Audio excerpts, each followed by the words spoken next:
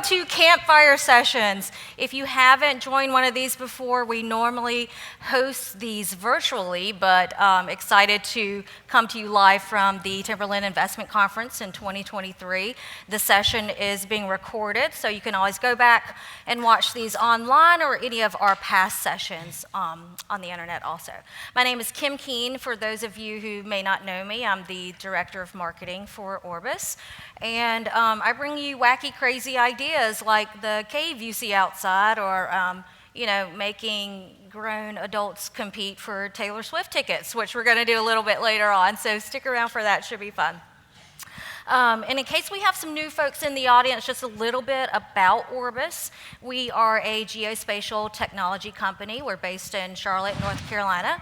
And we help forestry, timberland investment companies, and natural resource companies in everything from land asset management, land transaction due diligence, GIS technology, ESG consulting, sustainability, recreational leasing, you name it. So I know that we work with a lot of you guys out there and in the audience. So if you need or want any additional information on Orbis, we've got quite a few of our team members out here. Feel free to grab us afterwards, and we can chat. So we'll be opening the floor for Q&A afterwards. I know that you guys have been using the Slido app for Q&A. We're going to do ours live today, so we've got mic runners who are going to pass around the mic if you have a question, so hang tight for that. We'll bring a mic around to you. Okay, so let's dig into our session today. Today, we're talking about the state of the labor market in the timberland investment community. So I know that some of our sessions yesterday focused on the economy heavily, and so I think this will tie right in, and hopefully you get some good takeaways from it. So much has changed over the last few years in terms of hiring practices, as well as what employees are offering, and then what job seekers are wanting. So how are things looking for us, and what should job candidates and employers be aware of or considering to find the right folks or to find the right position? So to do so and to discuss that, we've got a wonderful panel to help us cover the topic. Let me introduce you to our folks. First up, we have Jeff Segrist. He is the managing partner of Jeff Segrist and Company and has been working in the field for over 30 years in the recruiting space. And from what I hear is the go-to guy for all things recruiting, from executive level to boots on the ground positions. So I think he knows a thing or two about this topic. Welcome, Jeff.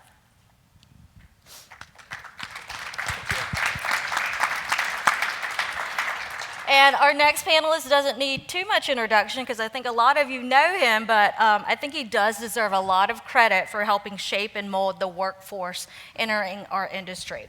Please help me welcome one of my favorite people, the founder of the Harvey Langdale Jr. Center for Forest Business, Bob Islar.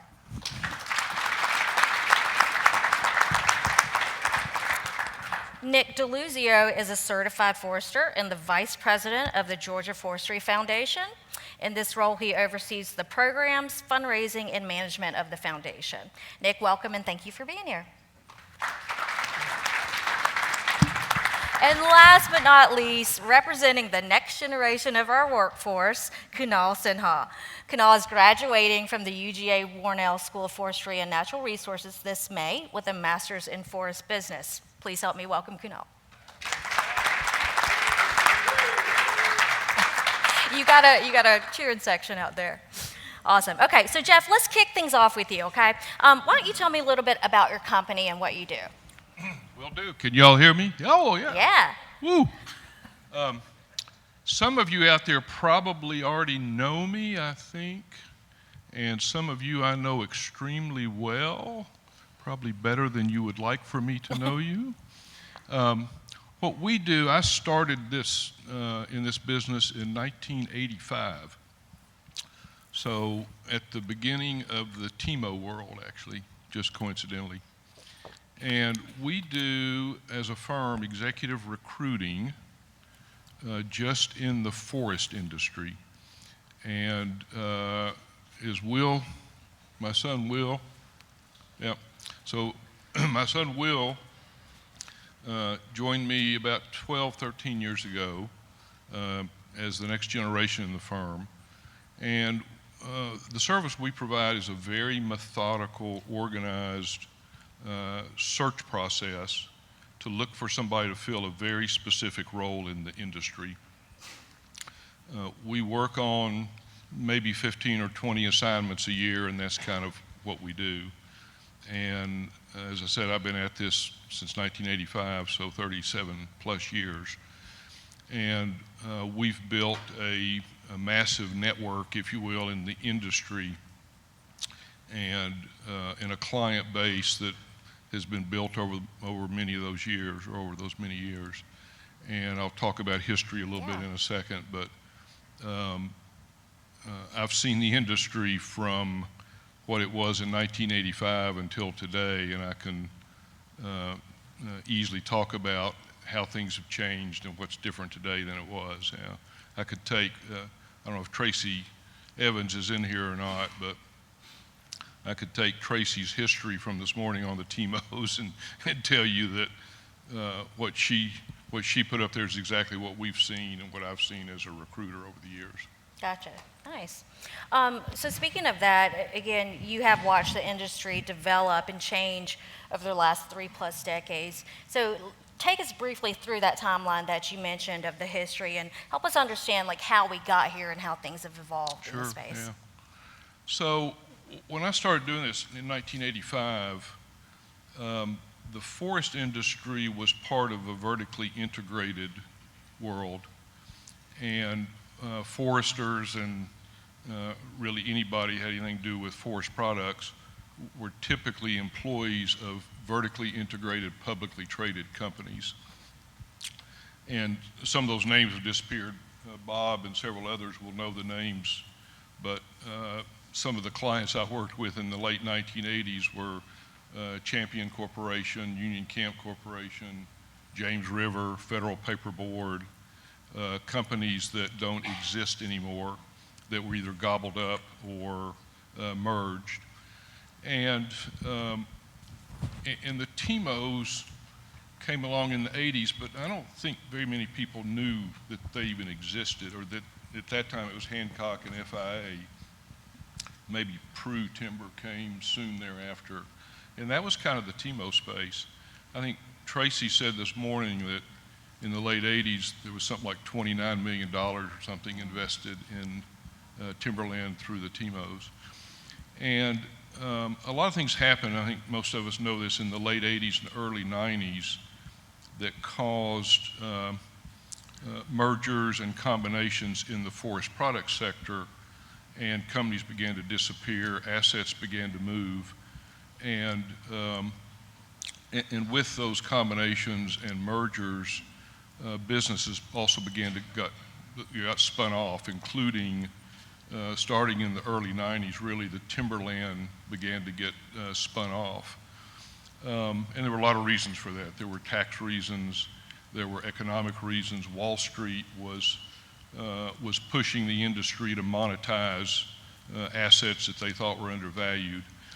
And the TMOs came along really in the early 90s. The first time I ever even heard from a TMO was like 1995, and that was Hancock Timber in Boston. And again, by then it was them and FIA and a couple others, and that was it. But the dynamics of the kind of people that they needed in the industry really changed dramatically through the 90s. From ownership prior to that was strategic ownership. So companies owned the timberland and everything around the timberland because they had to have it for their raw material. The TMOs came along and raised capital from institutional investors to chase timberland for financial ownership reasons. And it changed the whole dynamics of the industry, so that people working in the industry began to have to understand the business of timberland, not just the operations of timberland. And I can remember working for some of the fully integrated companies in the late 80s, early 90s, and the timberland, which was the raw material base, was considered a loss center so that they could make money in the manufacturing. And you'd have 100,000 acres of timberland, and there would be 30 or 40 foresters that were assigned to that timberland, so that the economic dynamics were very different than they are today. And as the TIMOs came on board and began to invest institutional money, they were looking at the asset class very differently than what the integrated companies did. TIMOs dominated through the 90s into the 2000s.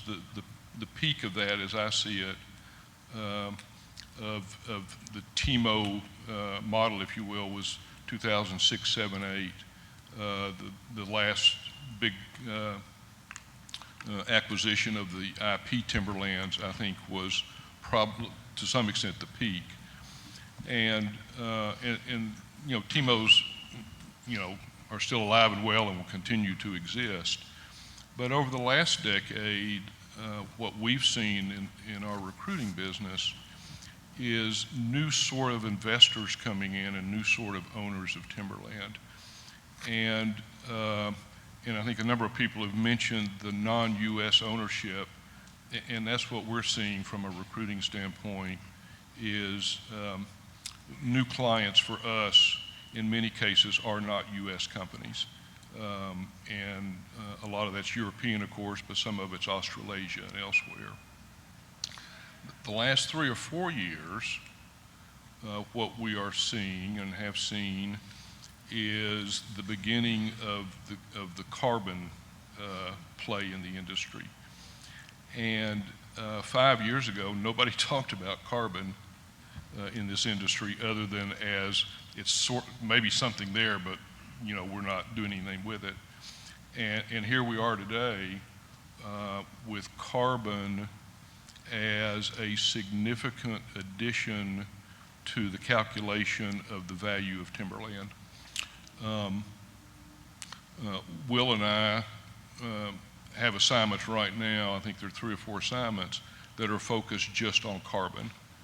And it's something to do with carbon modeling or carbon program management. There's something we may be working on that has to do with basically selling carbon programs, if you will, and convincing current timberland owners to participate in a carbon program. So, and their objective is very different. The owners of timberland in that case have very different objectives than what we've seen historically. And I don't think that changes anytime soon, frankly. I mean, I think, the idea of acquisition of timberland for something in addition to harvesting and selling logs or whatever is not going to go. I think we're going to, this is just now part of the formula, I believe, which adds to the revenue potential, for any new owners. And I was at a conference a couple of years ago, and I don't know how many in this room know Joe Taggart. I think many of you do, who's with Landvest. And Joe was asked the question, what keeps you up at night? And his answer was, there is now a lot of private equity and investment banking money coming into the timberland space, and it's coming from organizations that have a lot more money than this entire industry. And are they going to get together someday and buy us all out? and we're all going to be finished? I don't think so. But if you think what's happened just in the last 2 or 3 years, Campbell Global acquired by J.P. Morgan. The Forest Land Group is now owned really through private equity. And we're going to see more of that, I think. And for us doing recruiting, it changes the dynamics of the sort of people that the new owners are going to be interested in. And, I think it's the beginning of a new phase, I think, in this industry. And it's much like what happened, I think back to the early 90s when the TIMOs really began to take hold. And I think we're at a new point that's happening again 30 years later. and it's new money coming in from investors that none of us saw before, and I think they're here.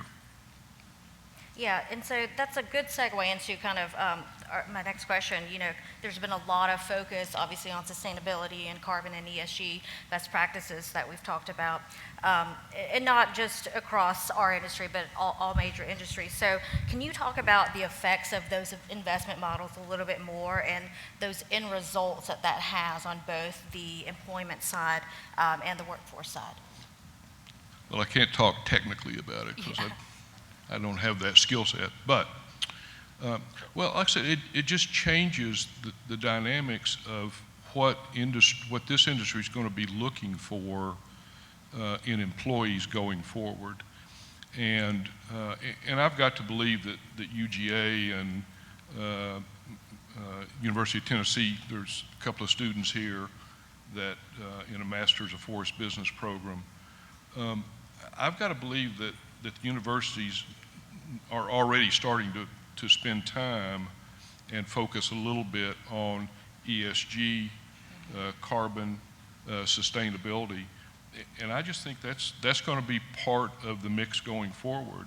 And if we don't think it is, I think we're foolish. I mean, I think, you know, if somebody doesn't think that all of these things are now factoring into who's owning timberland and why they're owning it, I think they've got their head in the sand a little bit.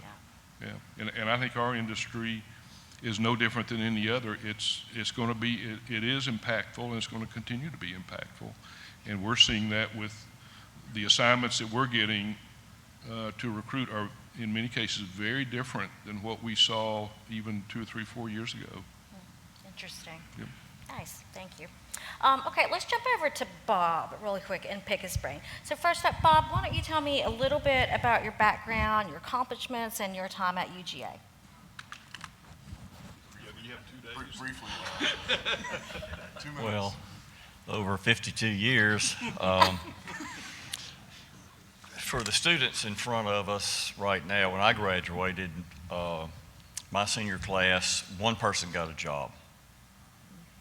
That's how tight the job market was at that time. And we all had a formula that we were taught when we were freshmen that literally was a life or death formula. And that was 4 F's equal 1A plus FJT. So that meant and we were on the quarter system, so if you took classes and your normal load was 4 classes and you failed all 4 of them, your draft classification immediately changed to 1A, and you got a free jungle tour out of it. So a lot of us already had the jungle tour lined up. So the fact that only the top guy in our class was the only one who got a job, but we really weren't concerned about it because we didn't think we'd live another 6 months anyway. That was pretty much the end of what I would call, and Jeff has already discussed it, the traditional vertical integrated career, where you went to work for a vertically integrated company that had the land, had the manufacturing facilities, and you went to work for them and you stayed there for 40 years or whatever your career was. You never moved unless it was internally, and they had a wonderful habit of moving you around a lot. But that was the beginning of the end of that. So I went away for 2 years overseas and came back, and the whole landscape had pretty well changed by that time. So I started looking for jobs. I got 6 job offers. And remember, 2 years before that, the best person in the class was the only one who got a job. So the job market had changed that much at that time.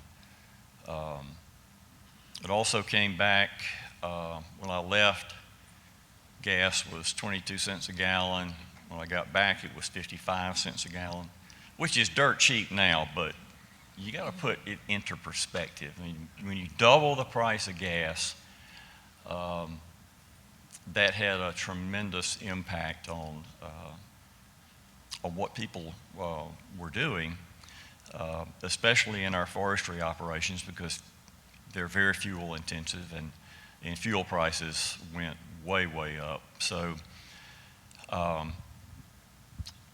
that was also the time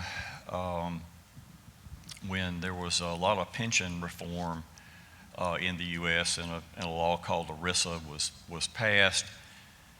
And basically it said that if you work for IP or GP or Union Camp or Hudson Pulp and Paper, to bring up one that doesn't exist anymore, which was right down the road, or Gilman Paper, which was across the river. That mill site is completely devoid of any evidence that there was ever a pulp mill there. And it said that if you are having a company pension, you can't invest it all in your own stock. So that kind of opened the door for pension funds to diversify. And Timberland is one of the places where they did diversify. So I worked across the river for 4 years in Camden County, hustling pulpwood for Brunswick Pulp, which is, that mill's still there, still making $1 million a day. But I could see that I was getting a lot of the same experience every year. And so I moved out to Jackson, Mississippi, and my territory that was assigned to me was the eastern shore of Maryland to Snowflake, Arizona, because there is a pulp mill in Snowflake, Arizona, believe it or not. That's the best job I ever had because I learned the most. And I saw everything from the stump to the boardroom as a 25-year-old. And I got to meet everybody. And I got to see how people in leadership positions had gotten there. And most anybody who was anybody at that time had an MF from either Yale or Duke. Not the case anymore. So you can put your hand down, Nick. So spent a lot of time on the road. I'd be gone 30, 40 days at a time.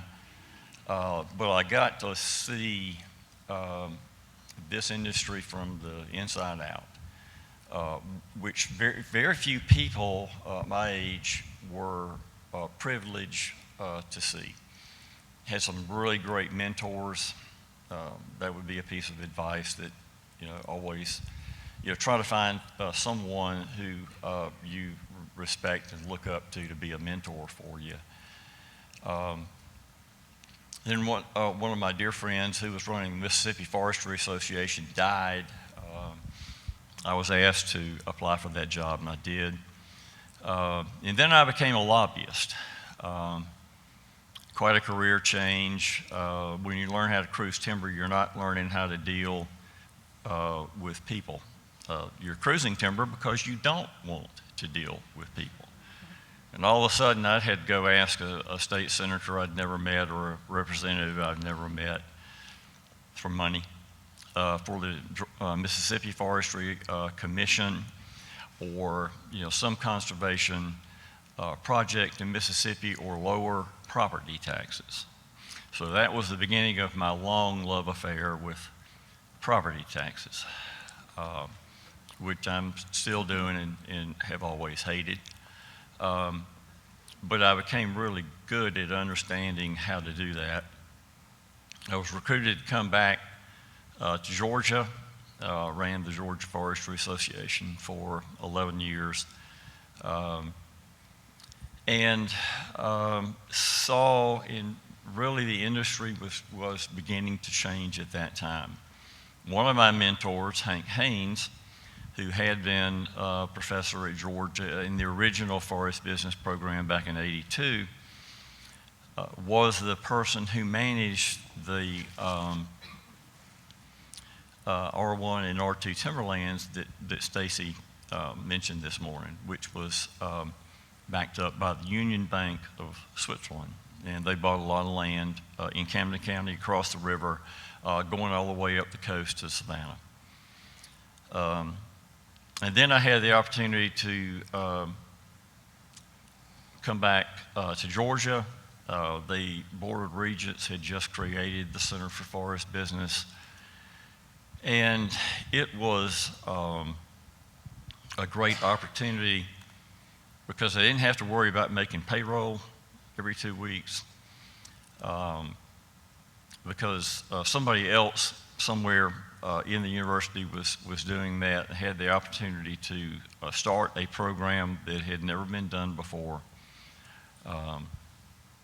Hank was on the original advisory committee that we had for the center, and we started thinking about, okay, so what are the vertically integrated industries' needs?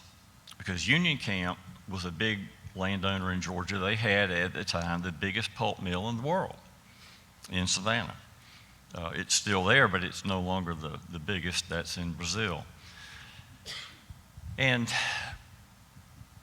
we thought about, okay, let's train people who understand accounting and who understand finance, because they're going to go and they're going to work in these vertically integrated companies, and they're going to be competing against Georgia Tech engineers who are running the pulp mill, or Harvard MBAs who are the CEOs or who are the chief financial officers.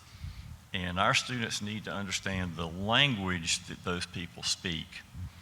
And so that's how we originally started off. But we could see the standards changing. We could see the land ownership changing. The first corporate raiders came in 78. Sir James Goldsmith started buying up Crown Zellerbach, breaking it into different pieces and selling that off to, in his words, to unlock the hidden value of timberland. So then we decided amongst the faculty in the center that the one focus that we would have and build everything else around that would be on finance. And if you understood finance, then you could get everything else. You could get the management, you could get the accounting, you could get the tax accounting, the leadership. And so that was the focus of what we did. And so we started pretty much word of mouth. Some of our friends in industry and in the very few TMOs that existed at that time started putting the word out about our program, and pretty soon we had more students than we had money. When we started, even though the Board of Regents created us, we had no money. So we had no money for assistantships, we had no money for travel, we had no money to buy data sets, we had no money to buy equipment, computers mostly, software, but we just kept begging the industry over time, and pretty soon we started getting a lot of money. And you know, our focus remained the whole time on finance and making sure that our students had a sound grounding in finance. And one of the ways that we did that was we established a very close working relationship with the Terry College of Business, so that we could get our students preferential seating in MBA classes. And we structured our curriculum to require about half of the coursework in the MBA curriculum. Some of that, our students took the required courses the Terry students had to take, finance and accounting. So it was difficult in the early years to find seats for our students. Why would you want somebody up there in blue jeans and boots sitting in this beautiful amphitheater with finance professors and the MBA students. But when our students started making better grades than the MBA students started making, that changed the whole equation. So a lot of our success is due to the fact of the people that we accepted as students, because I didn't have to tout our reputation in the Terry School. Our students did it. One of them even went on to get his MBA and became the top MBA graduate one year. So the students made the program. Once we could identify who they were, they're the ones who turned it into what it is today. And we changed our focus, as Jeff alluded to and Tracy covered this morning, how the ownership patterns changed and who was the owner. In many cases now, we know that it's probably an investor that owns it, but we don't know exactly who it is.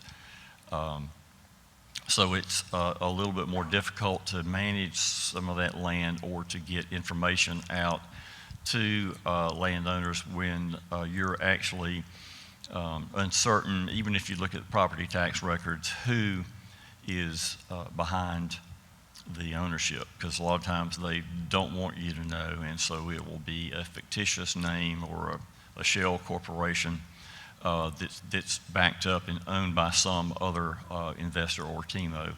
So, the focus on what our students learned did change through time. So that kind of brings us up to the present about where we are right now. Awesome, thank you. Yeah, that's super helpful. And so you talked a lot about the coursework focusing on finance when you started. Is that still the case now? Like, what would you say is the main focal point now of what you see in the program? Yeah, well, it better be, because it's the most important subject. Through time, we have seen our graduates concentrate on different areas in business, because that was kind of what the market was hiring for. So our initial few classes that came out, which were pretty small, everybody went to vertically integrated companies. And then they could be assigned to land management or wood procurement, because those were generally separated within those companies. They generally weren't together. So you might go the route of wood procurement for your entire career. You might go land management, but you wouldn't switch. And then we started to see the rise of the TIMOs and the skill sets the TIMOs wanted was much different. Because vertically integrated companies, when they got rid of the land, they also got rid of all the equipment, and they got rid of the foresters. And so Jess said 40 foresters managing 100,000 acres, and when the TIMOs got it, it was 2 people managing 100,000 acres. And you contracted everything out. So firefighting, road building, road maintenance, site preparation, all those kinds of things. So we started to see people switching away from a career path to vertically integrated to a career path in TIMOs, which meant that you had to have a strong finance background. And for a long time, people were really interested in real estate. And so it's possible at Georgia to graduate with an MFR degree and also get your real estate license at the same time. So for 7 or 8 years, we saw a lot of the students, maybe even the majority of them, graduating with a real estate concentration and having a real estate license. And then we saw people getting really interested in consulting and going to work for the big consulting firms who were doing most of the boots on the ground work for the TIMOs anyway, or large high wealth individuals. And so we instituted a consulting class. We created it, first one in the United States as far as I know, and it's probably one of the very few that's being taught in the U.S. That was a successful course, and then we saw a switch back to a concentration in finance. People really understanding the value of that. Several of our students later went on to get certified financial analyst designation, which is tough to get to start with, and some of them actually got it while they were at Georgia, which is a major accomplishment because the 4-part exams that you have to go through for that are designed for you to fail them. They're not designed for you to pass them. But several of our students did do that.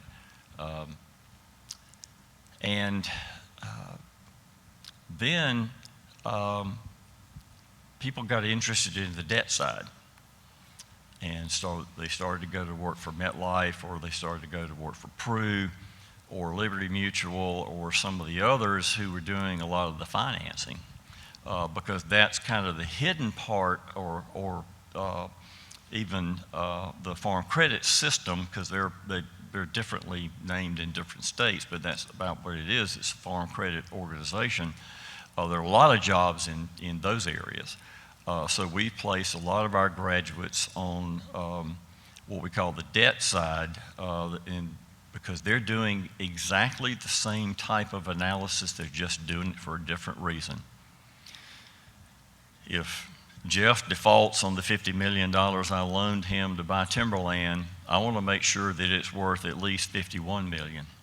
So when I take it back from him, I can sell it and I can make a profit. Can't have my timber. Yes, exactly. So yeah, but you signed the deed and you also signed the deed to secure debt. So those are the changes that we've seen. Occasionally, we will see students who go into the public sector, but that's rare. Mostly, it's in some facet of business. Awesome. Thank you, Bob. Awesome. Okay, let's move over to Nick with Georgia Forestry Foundation. So, Nick, quickly share a little bit about yourself and your background and what you do with the foundation. Yeah, so I'm first I'll start, I'm a proud forestry graduate from the Duke School of Forestry. They are up by 18 at halftime. So I want you to know how hard it is for me to be up here and not watching the game on my phone. But Orbis means that much to me, so I'm happy to be here. We appreciate you. So I have the honor of leading the Georgia Forestry Foundation, and I truly mean that it is an honor. I'm a good bit younger than my colleagues up here, so I'll be brief. But I stumbled into forestry. I grew up in East Cobb in suburban Atlanta. Started pre-med at Davidson, clear that didn't work out. Ended up going to graduate school at Duke and doing dual degrees in environmental management and forestry. Fell in love with forestry, wanted to go work for a TIMO. That also didn't happen. They wanted an MBA, and I'm like, no, I'm good.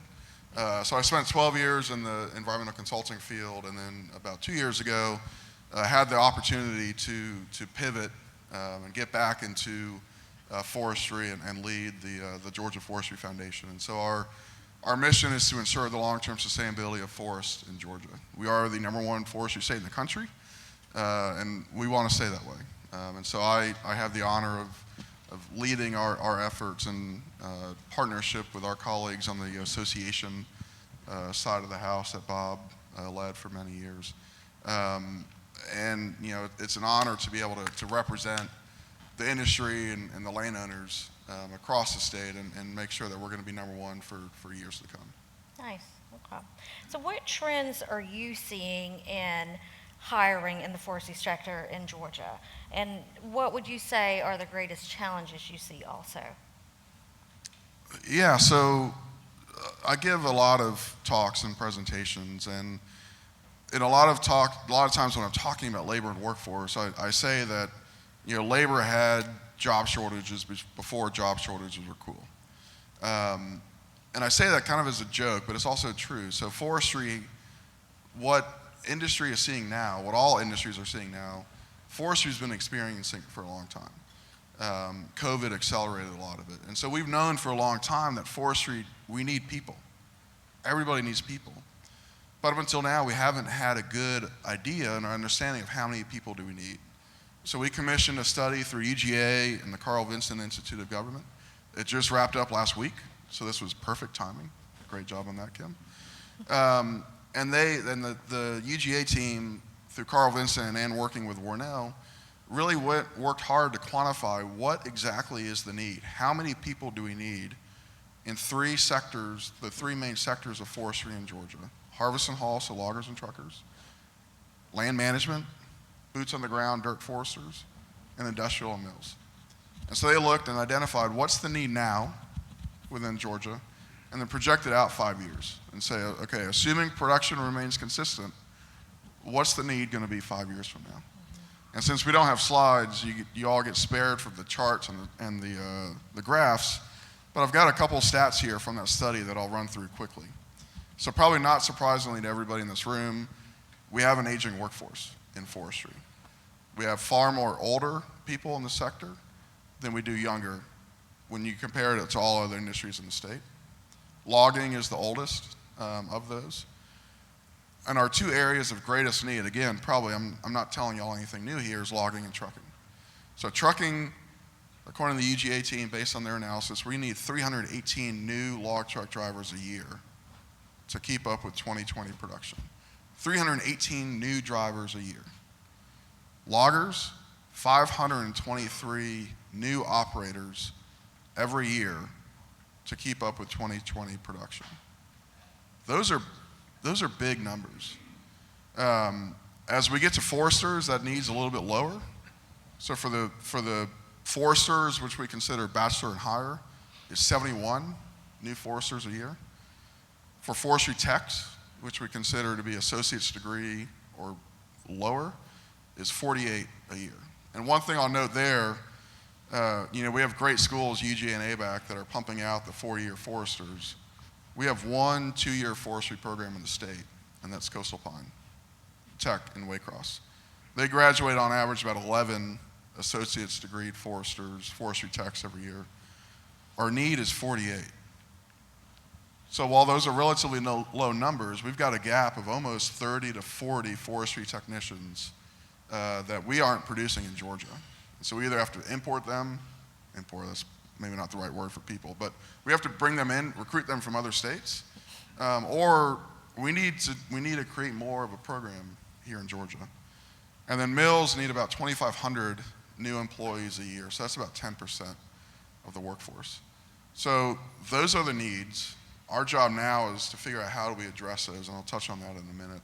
And I think one challenge, there's a lot of challenges we face. One is, we're fortunate, I think we have the best governor in the country in Georgia. We're the #1 state for business. We've got a lot of industry. We're going to be the EV capital of the country, is what Governor Kemp wants to see. That's great, but that's pulling people from the workforce. The Port of Savannah is pulling truck drivers, log truck drivers, to go drive for the port. All these new factories and industries coming in, they're pulling mill workers and maintenance workers that can go work for them. So that's going to be a challenge going forward. Earlier today, we heard that I think wages are going to have to increase to account for that, and I think that is true. And one interesting thing I'll note from the study is tech. We hear a lot about tech. Forestry is rapidly advancing and becoming more technologically advanced. And so we asked the UGA team, hey, let us know what you think about tech. And so what they said, and I've heard it a couple times, and we heard it yesterday, is that the number of jobs isn't likely going to change, but the types of jobs will. So as cruising gets more and more advanced, our mills now are run by computers and lasers. That's changing the types of jobs. So now mills don't need as much of the, kind of the manual labor. Now they need programmers and process engineers and computer programmers. So the number of people, the number of jobs are going to be there, but the types of jobs are changing. Yeah, and that's a good segue into the next question. You mentioned a lot of just the needs and where the holes are, and those numbers. And obviously, like, a lot has changed over the last few years to contribute to that, and a lot of people have started making those career shifts and changes. So what are you guys doing to, I guess, recruit or attract talent and to keep them? Like, what incentives are you offering? Well, we're a nonprofit, so we don't offer any incentives. But ultimately, I think what we're trying to do, we need to meet these kids and students and high school students where they're at. So we're trying to make forestry cool again. We have an idea. One of the things that we like to do is make a short video, a hype video, highlighting the tech aspects of forestry. If anybody is interested in funding that, come see me. But we're doing a lot to get in with middle schools and high schools and FFA and the Georgia Ag Teachers Associations, and get in with these kids early through programs that we've developed. We have our own kind of forestry education. We partner with programs like Project Learning Tree, trying to get these kids early. Our earliest program starts at 3rd grade and goes up from there. And so we need to make forestry appealing to these students, whether that's videos on TikTok or video games. We heard yesterday, this is a video gaming generation. And so if we can make the kids feel like they're playing a video game and they just happen to be out in the woods running a loader or cruising timber, that's what it's going to take, at least in my opinion, to get kids interested in forestry. And now logging isn't what it used to be. You're sitting in your cab, you've got your air conditioning, you've got your phone synced up to the Bluetooth stereo, and you're sitting there with joysticks running the equipment. You're not trekking through the woods with a chainsaw over your shoulder, felling trees by hand, at least not in Georgia. Gotcha.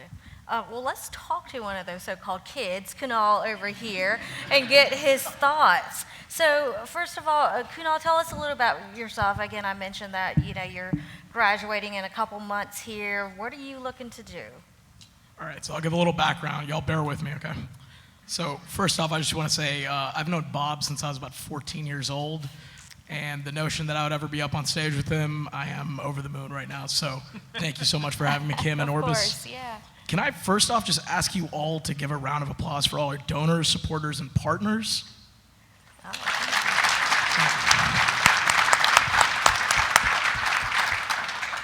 thank you. I genuinely appreciate your support. We all do. Without you all, this conference wouldn't be possible. Our program wouldn't be as successful as it is, and we just wouldn't be where we are. So seriously, it means the world. So for a little background on myself, so my name's Kunal Sinha. I am currently doing my MFR, and I'm finishing up in May.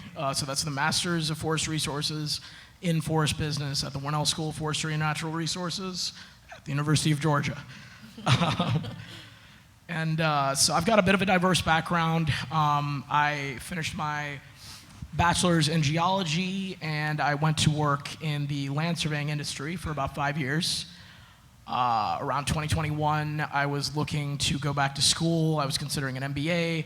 This degree came on my radar, and of course, the first thing I did was call Bob. And it has been the best decision of my career. So again, it's been really good.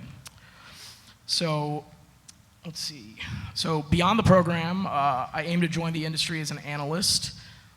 Through the program, I've had the opportunity to work as an analyst with WestRock as well as Forest, and I'm just very excited to be entering it in such a great time for our industry. So if you like what you hear from me, please reach out. I'm on LinkedIn. And if you don't like what you hear from me, reach out anyways, because deferring opinions are what make progress. So let's have a conversation. Yeah. Thank you. So Kunal, I want to keep you on. What is going to incentivize you? Like, what's going to be enticing to you, or make you choose one place or another, other than the obvious? All right, so this is going to be a bit of a spicy take, so hold your horses. All right, so turnover's high, yes. Turnover is high, and we're trying to attract top talent. So as Dr. Ulrich mentioned yesterday, in the past, industry has provided benefits such as pension, housing, healthcare on site, things like that.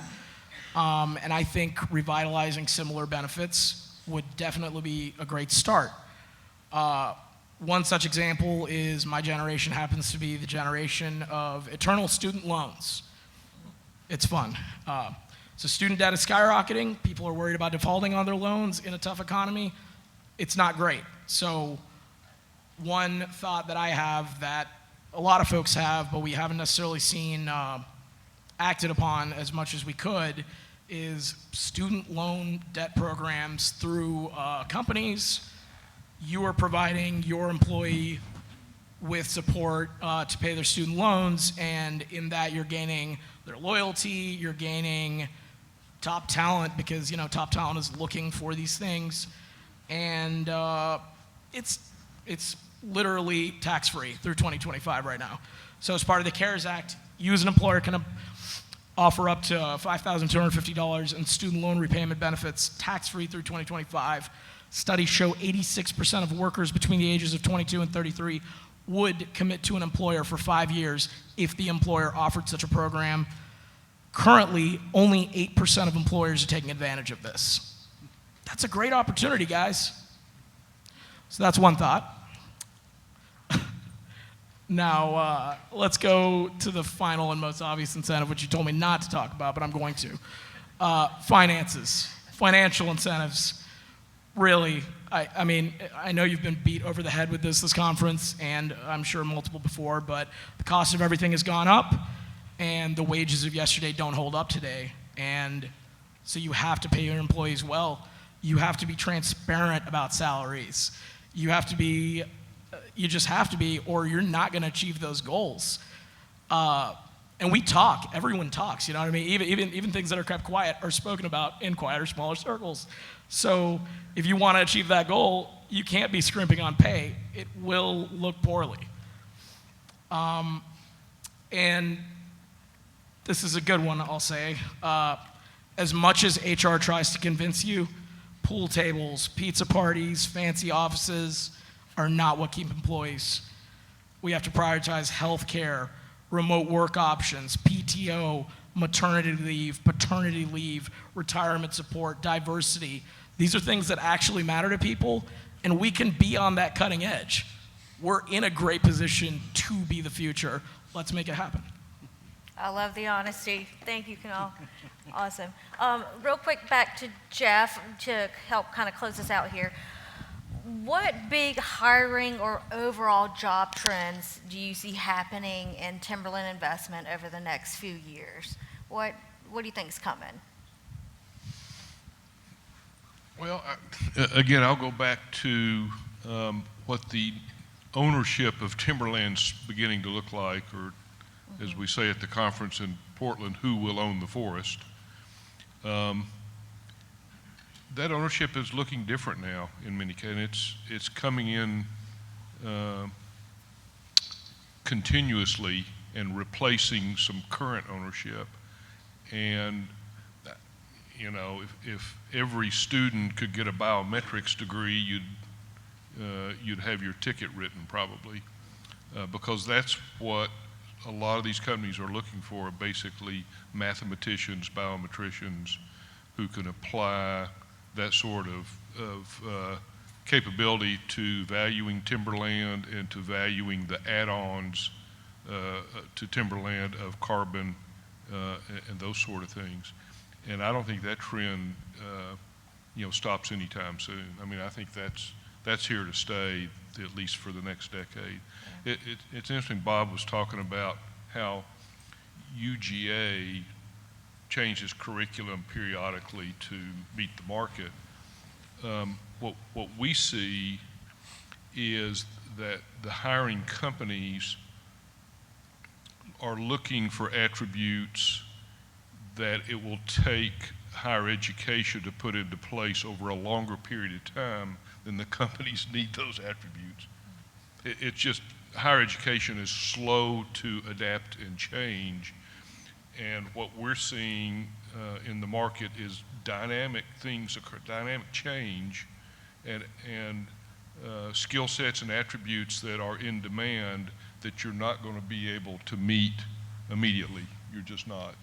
I mean, that's just higher education can't do it. And so we're seeing companies hire people and then do their own internal training of some kind to get that skill set in place. And I think that will continue too. Awesome. That the owners of the Timberland will essentially train, provide additional training once they hire somebody. Gotcha. That's one of the points I have on this next list that I want to cover as we go into our hot or not round. So, gentlemen, you all have a sign. One side has a flame on it. One side has an extinguished flame on it, if you will, if you want to show the audience here. So I'm going to run through a list of topics relative to the labor market. I want you to hold up your side of the sign that you think correlates with what's going on. Is it hot, meaning that something we should keep an eye out for, something you're passionate about, or is it not longer relevant, or not a thing anymore, old news? Okay, you guys ready? So, first one, temp agencies. What do we think, hot or not? Not hot, okay. We're done with temp agencies, guys. What about, and Jeff, you kind of touched on this just now, organization-led career path programs. Everyone goes hot. Awesome, yeah, it's a big thing, good. Diversity and inclusion, something Kunal said earlier. Bob with the nod. Let's go, let's hear it. That's his personal opinion. Yeah, let's hear your opinion. I think there's, excuse me. I got it. It's definitely important, but I don't, from my opinion, what I have seen is corporations using that as an end-all. And having a DEI program or saying you have one, right. It seems to me is more important than what you actually do. That's a good point, yeah. I like that. Yes, Kunal. Much respect, completely agree. If you're going to do something like DEI, be thoughtful about it, be intentional about it, be real about it, because people can tell. It matters, and if it matters to you. Yeah, absolutely. I like that. What about internal upward mobility over outside hiring?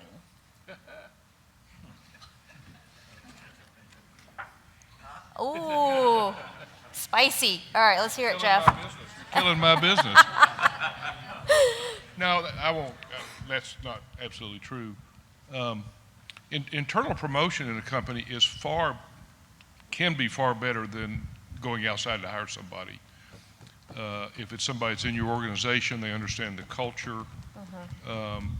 Oftentimes, companies will promote somebody, so to speak, that's a stretch a little bit for that person, and that's fine.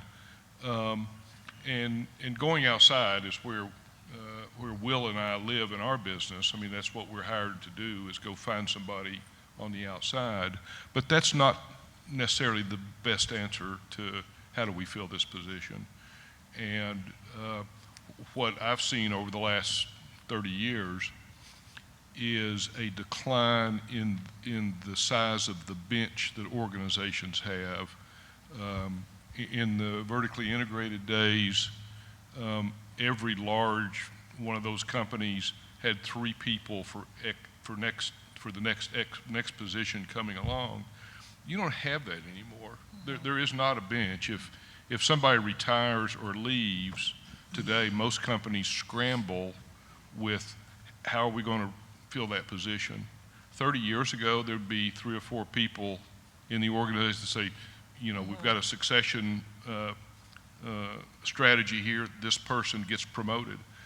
And so promoting internally, well, it's a great idea, isn't as easy today than it was several years ago, which is frankly played into our business in that we're probably called on more today to replace somebody who's left or retired. In fact, it was probably 8 or 9 years ago, there was a significant retirement wave in this industry.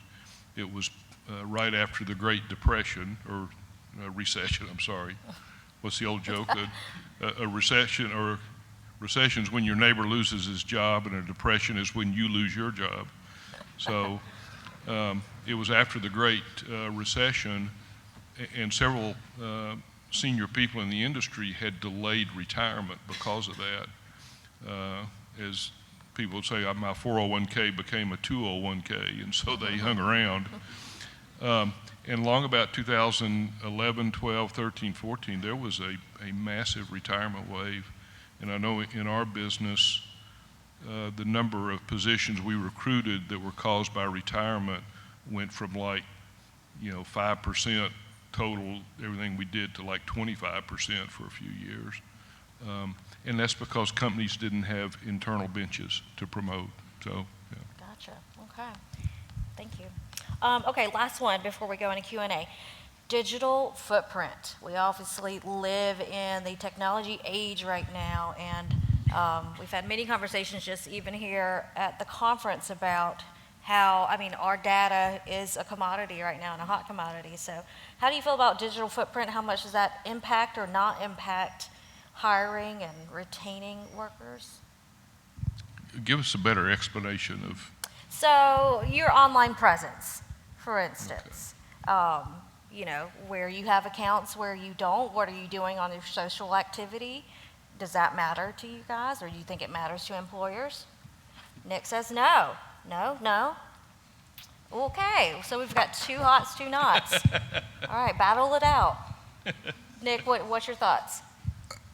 Yeah, I touched on it earlier. Looking at the entire forestry sector in the state, our greatest need is loggers and truckers. Yeah. And trying to get these kids to enter the workforce out of high school. And so at this point, we need people. I talked to a logger a couple weeks ago, and he's trying to hire somebody to drive a skidder. Pick up logs, haul it to the landing, do that all day. They're looking to pay $300 a day for a 4.5-day work week. You do the math on that. I'm not a math guy, but it's, $70,000, $80,000 a year. That's pretty good. So I think for that, and he said, he's like, I don't care if they have a diploma, I don't care if they have a GED, I just need them to not be drunk and show up to work every day. Yeah. So in that case, social media, digital footprint, who cares? Yeah. As long as they can work, and they're willing to work, and they can learn, bring it on. All right, Kunal, rebuttal? No, I agree, but I will also say I think it's heartbreaking that LinkedIn has become the new Facebook, but it can be productive. You can meet people that you have similar interest in, and it's a good way to find jobs and find colleagues and, kind of collaborate, so it's a good thing. Awesome. Any last thoughts? Yeah, can I add something about a trend that I've seen over these many years? It has to do with students in forestry programs. Probably in the 1980s, and Bob, you would understand this too. Probably a vast majority of students in forestry came from communities that were tied to the industry, or they came from families that were tied to the industry. Uncle Frank had a sawmill, or my dad was a forester. I would bet, I don't know this, but if we ask all the UGA students and the University of Tennessee students and other forestry schools, found out where those kids came from or those students came from, it's not going to be that same cohort. I think I heard somewhere that a majority of UGA Forest Master students are now from Atlanta, which makes sense because of the size of Atlanta. But I'll bet you all the forestry schools, at least in the South, no longer are a majority of kids from families that are in the industry, would be my guess, which tells me that forestry is cool or attractive in some ways, not attractive enough because we need more students. But I wonder too if we lost some of those kids who traditionally were forestry students. Are they doing something else? Maybe just straight up ag, I don't know. So, but anyway, it's just something I've noticed. Interesting. Thank you. Okay, why don't we start our Q&A session? So we're going to turn it open to the crowd here. Ladies, if you want to grab their 2 microphones. So throw up your hands if you do have a question for any of our panelists here. Anybody? Here we go, up front. Thank you for your thoughts today. I really have enjoyed this program. I was at another session, I think it was at Who Will Own the Forest, and they had some folks from the trucking industry, and one of the things that came about from that session was a sense that the legalization of marijuana and the inability of some of the folks to pass the mandatory drug tests to be able to be in the trucking industry. Could you speak at all to that? Are you seeing that as a trend? Is that something that we're just going to have to continue to tolerate as more and more states do legalize? Wow.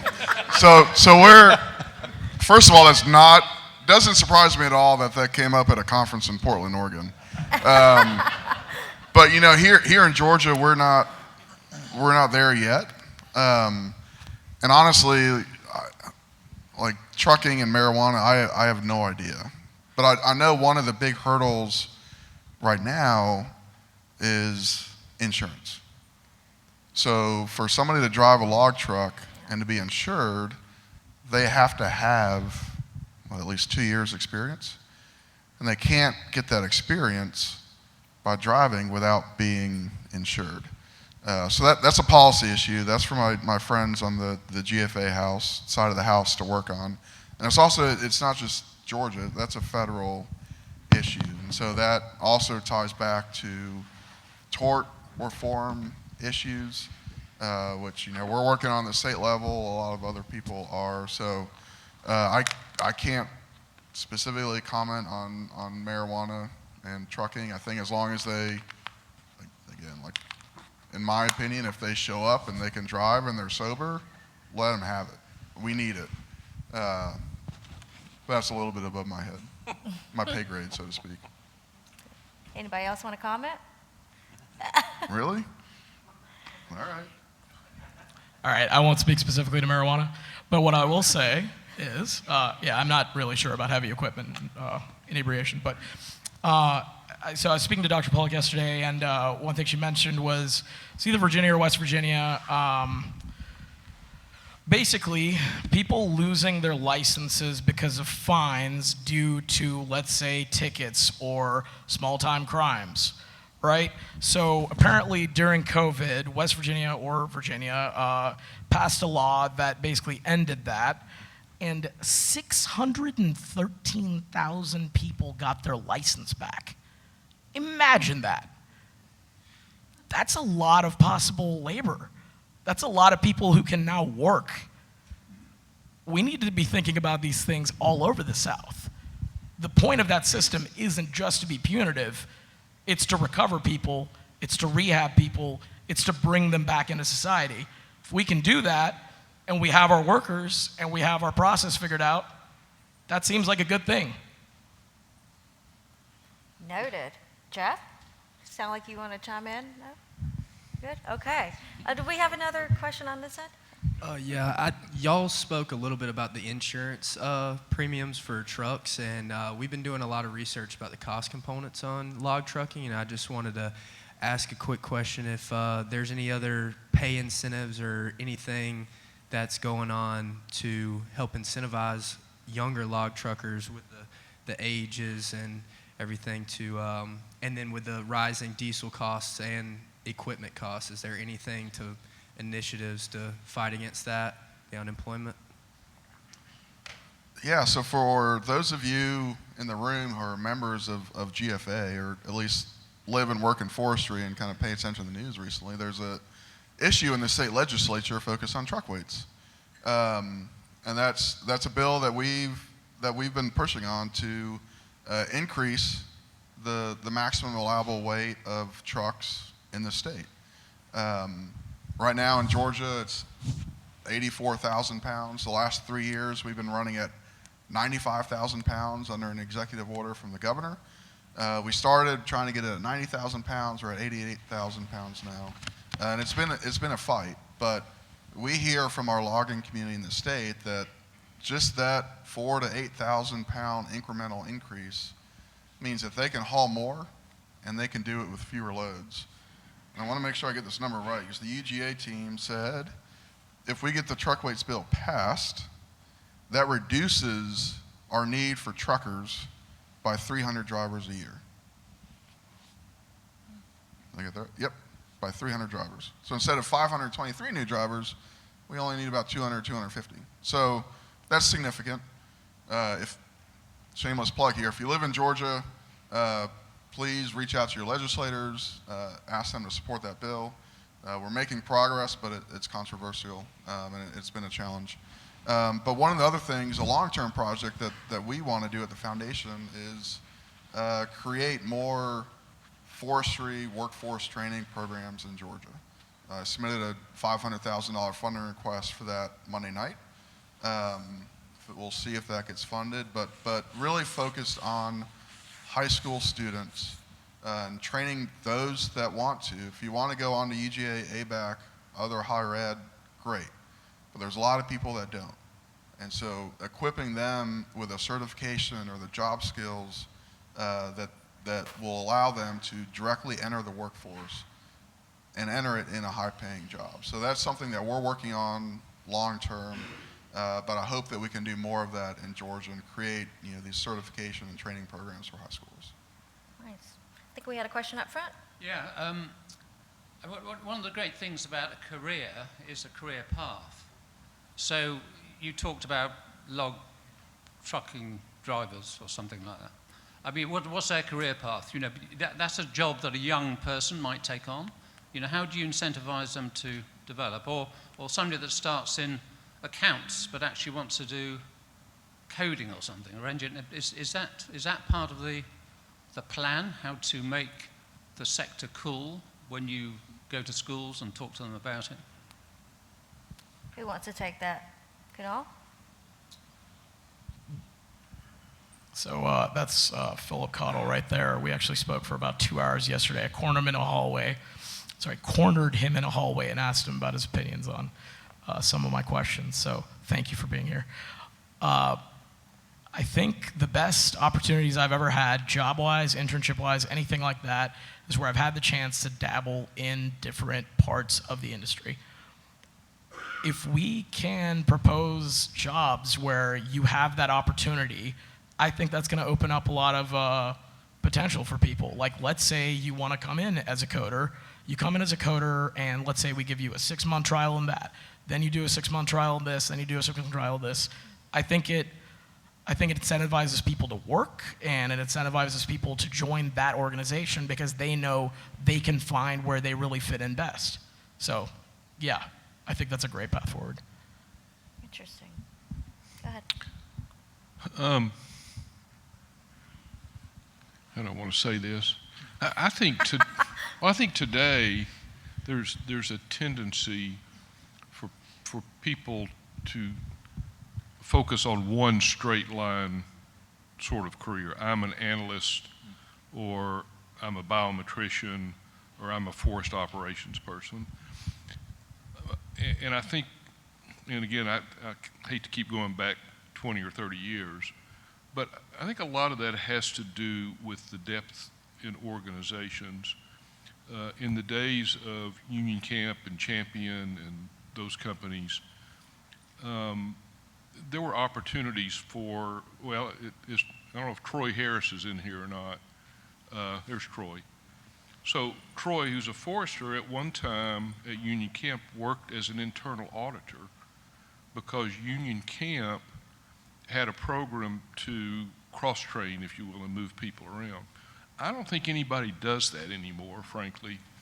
And not just about internal audit, but there's just not a lot of movement because organizations don't have the bench strength or the depth to feel comfortable doing that. And I think that's translated to young professionals finding a career path, and that's what they do. And if they aren't happy where they are, they could do the same thing at some other organization. You know, Bob and I can remember, as he said, people would go to work out of college for IP, GP, Union Camp, whoever, and plan to stay there their whole careers, you know, 30, 40, 50 years in some cases. That's not the case anymore. And I think a part of the reason it's not is people are focused on exactly what they do as a career, and they're almost like free agents. You know, if I'm not paid well enough here or happy here, I can go do this for somebody else. And so I think that restricts that sort of movement on a broad scale. Some people individually will do that because they have the ambition to do that and do something, but it's not, I don't think it's encouraged much anymore. I mean, I don't see it, yeah. Yeah, the other part of that is that as they used to tell us, if you're a good forester, you won't be in the woods long because we need you managing. And so what you went to forestry school for, because you love to be outside and the hell away from people, all of a sudden you're trying to meet payroll, you're dealing with human relations issues, you're dealing with external issues, because you've mastered what you started with, and now that you're moving up the chain, you have to acquire different skill sets. And a lot of people don't have those, but the ones that do are easy to identify, and they're the ones that get promoted. And so if your career path is to be a forester or to be a coder or to be a financial analyst, if you're any good at that, you're pretty soon going to be supervising a portfolio. Rather than analyzing a portfolio, you're going to be supervising the folks who are analyzing that portfolio, and then you just move up into greater responsibility. So I don't think that has changed in my career. I don't see it changing either. And that's for people who are ambitious and want to do that. But I don't see it as it's offered to, you know, everybody to try different things anymore. And last thing on this, I'll just emphasize, Jeff, what you said about ambition and how important that is, and that matters no matter what level or what role you're at. And just one example is Toby McDowell is a logger in McDonough, Henry County, Georgia, and he started as an operator working a logging crew, and he was ambitious and he had a dream of owning his own logging crew, and now he does. He has his own crew, his own company that he owns and runs, and he's got 8 trucks, and he's, you know, done very well for him and his family. So, you know, I think no matter where you are, ambition and that drive is critical to success. Absolutely, yeah. Great, thanks, guys. Maybe time for one more question if we have anybody out there. Anybody? Here we go. Doug Jones at Remsoft. Jeff, you mentioned something earlier in the conversation about the need for analytical folks in the forestry space, and you see that growing for the next 10 years and onward. I agree 100%. The company I work for is in the analytics space, providing optimization technology. And one of the things we identify or we see as a risk is the amount of analytical people to work in the industry even today. How many clients ask me, or people that I work with, they said, do you know a good someone who can do optimization? I said, yeah, I do, but they're all gainfully employed. They're all working. There's nobody on the bench that I know of anywhere that's available. So my question is, and even REMSoft, we even talked about creating a REMSoft Academy. So how do we make sure that there's people that can get trained with the right technical skills that can provide this service to the industry? So my question is, I don't even know what the question is, but how do we change, or who's responsible for making this happen in the future so that we're going to be able to attract and educate analytical people in machine learning and optimization and big data, because it's the future. How do we attract them and train them such that our industry has these folks that can do what we need to do to keep growing and be more productive? Yeah, I mean, there is a demand or supply does not meet demand, straight up, and it's not going to get any better. I don't think anytime soon. And I mean, that's the $100,000 question is, how do we get higher education to add that to the curriculum, and how many students are willing and interested in that? How many students in a UGA master's program want to do that kind of work ultimately? So I don't know,